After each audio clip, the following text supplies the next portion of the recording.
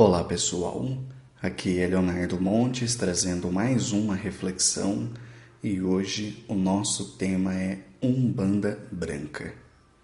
Bem, a Umbanda é uma religião brasileira que congrega elementos culturais e ritualísticos do espiritismo, do catolicismo e do candomblé. Existem terreiros de Umbanda cuja doutrina se aproxima mais do espiritismo, outros do catolicismo e outros do candomblé. A chamada Umbanda Branca é uma vertente cujos princípios e práticas se aproximam mais do espiritismo, embora também estejam presentes elementos culturais e religiosos das outras duas influências, porém em menor escala.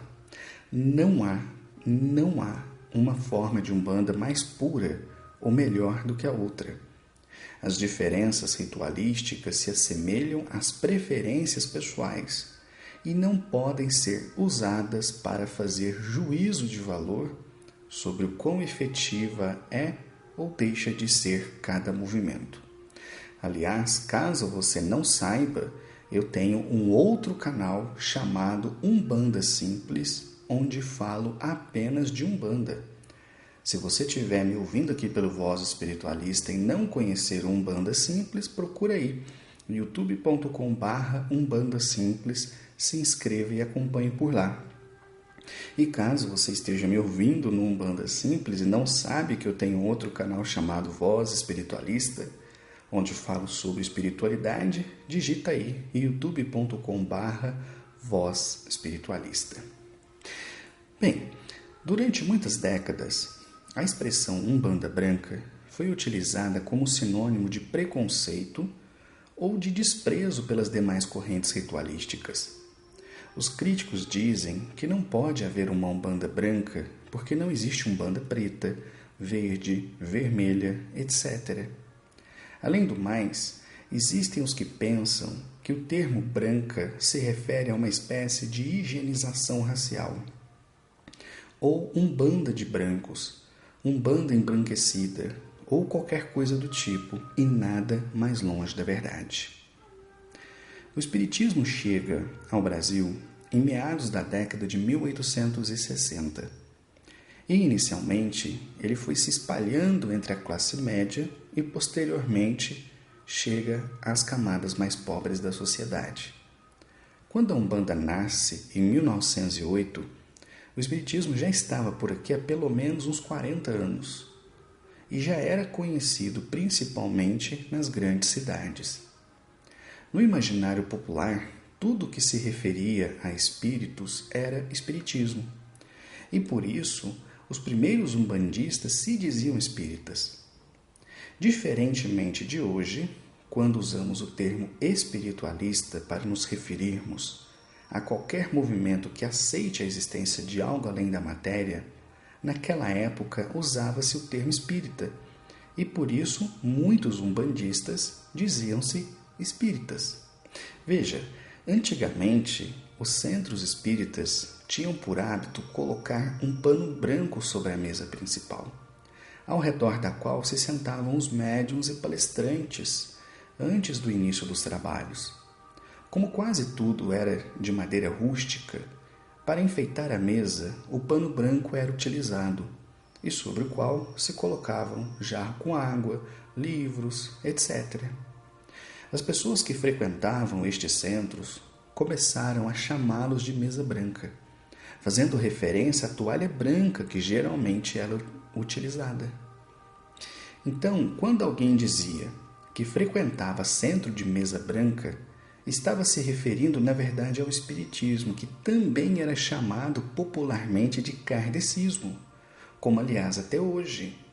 Quando as pessoas dizem, eu vou lá no Kardec, e dá vontade de perguntar onde? Lá no cemitério? Não, você vai no centro espírita, você não vai no Kardec, ok? Então, quando a Umbanda nasceu, no começo do século XX, os seus membros não pretendiam fundar uma nova religião, e sim uma nova forma de trabalho, um braço, digamos assim, do movimento original. É por essa razão que os primeiros terreiros não tinham o nome de Umbanda, e sim o nome espírita, como, por exemplo, Tenda Espírita Nossa Senhora da Piedade, Tenda Espírita Nossa Senhora da Guia, Tenda Espírita São Jorge, etc.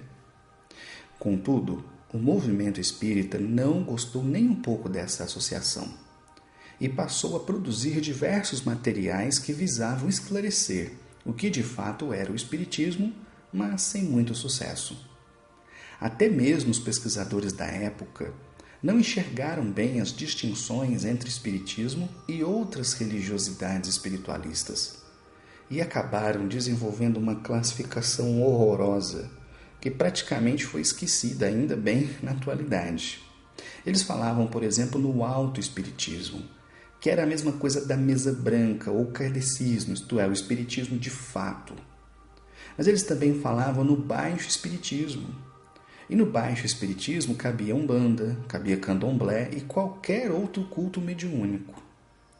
Posteriormente, para complicar ainda mais, para distinguir o espiritismo da Umbanda, passou-se a usar duas expressões: espiritismo de mesa, para se referir ao espiritismo de fato, e o espiritismo de linha, para se referir à Umbanda.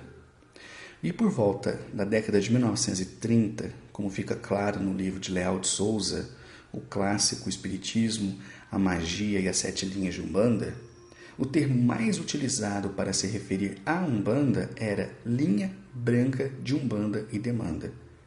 Então, olha só como os termos foram sofrendo variações ao longo do tempo.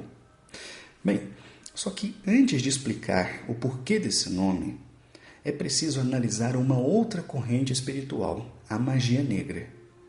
Este termo, que hoje está em desuso, data de pelo menos do século XVII na Europa e basicamente define qualquer tipo de trabalho mágico ou espiritual com objetivos egoísticos e negativos. Portanto, a alegação de que magia negra seria uma forma de preconceito contra a magia dos negros ou das religiosidades afro é simplesmente anacronismo, não faz sentido. No período em que a Umbanda cresceu, a magia negra era muito comum, especialmente no Rio de Janeiro, como podemos constatar no importante e controverso As Religiões do Rio, de João do Rio. Nesse livro, a gente encontra vários relatos que nos dão conta da existência de muitas casas que abertamente faziam trabalhos negativos a quem pagasse um maior valor. De tal forma que podemos assim dizer, havia uma batalha no campo astral do Rio de Janeiro no início do último século. Então, é nesse sentido que o termo linha branca surge no contexto da Umbanda, como a deixar claro aos leigos que, diferente da magia negra, a Umbanda praticava a magia branca, em prol da felicidade do próximo, sem violação do livre-arbítrio e buscando sempre a paz com seus trabalhos caracteristicamente gratuitos. Isto é, a linha branca nasceu para se opor à magia negra, simples assim. Então, a expressão linha branca de Umbanda e Demanda passou a ser utilizada. Entenda-se linhas porque as entidades que se manifestavam nos terreiros de Umbanda não se apresentavam, como no Espiritismo, por exemplo, com nomes próprios, e sim com nomes simbólicos, representando um determinado agrupamento espiritual a que pertenciam, ou linha. Então, foi assim que nasceram as linhas dos orixás, isto é, entidades que vinham na vibração de Oxalá, de Oxóssi, de Iemanjá e por aí vai. Cada uma com suas respectivas características de trabalho. Já o termo demanda faz referência a um tipo característico de magia negra quando alguém demanda contra outra pessoa, isto é, deseja o mal, pede o mal, envia forças e elementos ruins propositalmente para uma outra pessoa. Era a isso que a Umbanda se opunha. E mais uma vez, por isso, a expressão inicial, linha branca, de Umbanda e Demanda. Então, antes de prosseguirmos, é importante frisar mais uma vez que o termo branca não tem conotação racial. Antes era um termo de origem mágica, europeia, e falava sobre uma determinada forma positiva, libertadora, cristã, caridosa de se praticar um culto que sempre teve forte apelo social. Bem, os primeiros terreiros de Umbanda vieram da Tenda Espírita Nossa Senhora da Piedade, fundada por Zélio de Moraes em 1908, com o comando do Caboclo das Sete Encruzilhadas. A partir de 1918, esta entidade iniciou um processo de criação de novos terreiros, o que se encerraria apenas em 1935. Todos estes terreiros mantinham o mesmo culto original da Tenda Espírita Nossa Senhora da Piedade, que basicamente era trabalhos gratuitos e voltados ao bem, ausência de atabaques e palmas nas giras, uniforme de trabalho com uma roupa branca, isto é, camisa e calça comprida para homens, camisa e saia para as mulheres, ausência de sacrifício animal, fundamentação no Evangelho, aceitação de Jesus como médium supremo, incentivo ao estudo das obras de Allan Kardec, etc. Então aqui é importante deixar claro que esse tipo de terreiro, crendo-se praticante de um tipo diferente de espiritismo e se apoiando nas obras de Allan Kardec, tinha, por extensão, uma grande proximidade com o espiritismo, cuja simplicidade, visão de mundo, de espiritualidade, de mediunidade, de reencarnação, importou para seus trabalhos e para sua doutrina. Então, eu quis fazer esse resumo para explicar o que de fato é Umbanda Branca, nome corrente daquilo que no passado foi chamado de linha branca de Umbanda e Demanda. Isto é, os terreiros de Umbanda Branca são, por assim dizer, os continuadores dessa tradição, preservando, se não exatamente a mesma ritualística, pelo menos os mesmos valores iniciais do culto. Então, quando alguém diz frequentar uma casa de Umbanda Branca, deve-se esperar um terreiro com forte influência espírita, que trabalha ativamente para desfazer trabalhos de magia negativa, que seja intransigentemente contra a cobrança de valores monetários, seja para ensinar, seja para atender, que não faça uso de atabaques, que não use roupas coloridas, com forte apelo ao estudo das obras espíritas, ritualística simples, com pouco ou mesmo nenhum tipo de oferenda, em suma, cujos trabalhos sejam focados na disciplina, na caridade e na simplicidade. Bem, existem resumos na internet que tentam categorizar os terreiros de Umbanda Branca dentro de certas caixinhas, como a dizer, por exemplo, que em tais terreiros não se usa fumo ou bebidas alcoólicas, por exemplo. E isto não é exatamente verdade. Isto é, há terreiros de Umbanda Branca que não fazem uso de elementos de trabalho. Outros, porém, os utilizam conforme a necessidade, enquanto outros os utilizam durante todo o trabalho. No YouTube, por exemplo, nós temos vídeos das giras da Tenda Nossa Senhora da Piedade, que funciona hoje como no começo, e neles podemos ver que as entidades riscam ponto, firmam com bebidas, fazem uso de charuto, por exemplo. Então, seria incorreto dizer que os terreiros de Umbanda Branca não utilizam elementos.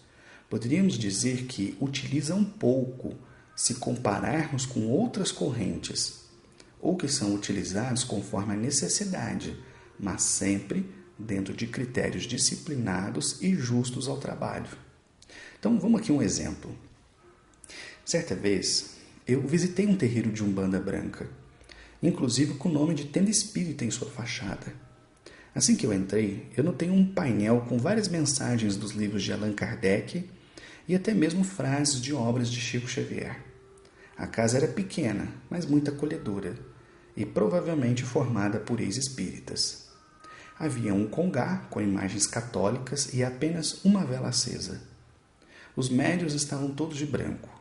A abertura foi extensa, com quase 1 hora, intercalando pontos e orações, e às vezes orações espíritas, outras católicas. Depois vieram os caboclos que não riscaram ponto, nem usavam charutos, apesar de bradarem. Em suas mãos, apenas alguns raminhos de ervas. O atendimento foi normal, como em todos os demais terreiros, nem melhor nem pior. As entidades tinham trejeitos, falavam às vezes de forma truncada, mas podia-se perceber o fundo evangélico das orientações. Alguns médiuns receberam entidades sofredoras que eram doutrinadas, entre aspas, e tudo se passou com relativa tranquilidade. Não havia tabaque, não havia ponto riscado, não havia uso de fumo ou bebida alcoólica. Durante o trabalho, tinha só um pequeno rádio que tocava uma playlist com pontos de caboclo. Então nós poderíamos dizer que esta casa de Umbanda Branca possuía maior influência espírita, mas nem todas são assim.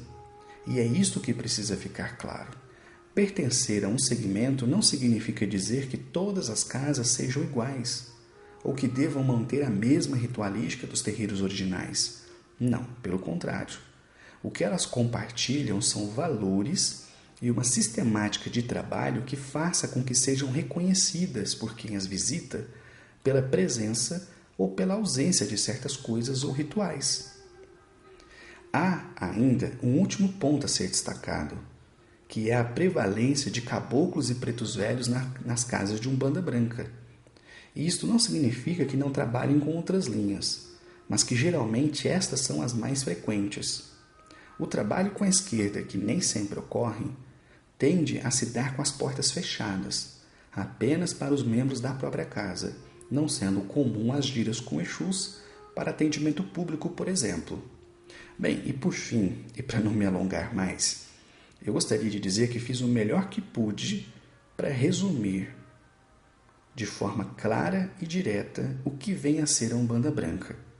Pois nestes anos de internet, de vida de terreiro, do universo da Umbanda, eu vi muitas desinformações na internet. E por isso eu procurei deixar o mais claro possível a beleza e a simplicidade da Umbanda Branca, que de forma alguma coloca-se acima das demais, mas que também possui e merece o seu lugar de destaque entre as formas primeiras de culto na Umbanda. Vou parando por aqui. Um abraço. Até a próxima. Você acabou de ouvir mais uma reflexão no canal Voz Espiritualista e eu espero que você tenha gostado. Ao longo desses 6 anos do canal eu já produzi mais de 800 vídeos.